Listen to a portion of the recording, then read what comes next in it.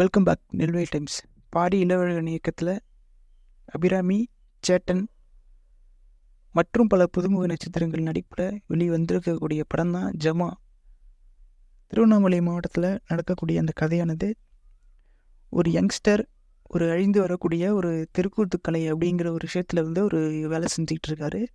அப்படி வேலை செஞ்சுக்கிட்டு இருக்கப்போ தான் இந்த கலை வந்து எந்த அளவு ஒரு அழிம்பு நிலையில் இருக்குது, அதை இவர் எப்படி காப்பாற்ற முற்பட்டார். இவர் தனியாக ஒரு நாடக சபா ஜமா அமைக்கணும் அப்படின்னு சொல்லிட்டு வந்து இவருடைய போர்ஷன் வந்து போயிட்டுருக்கு.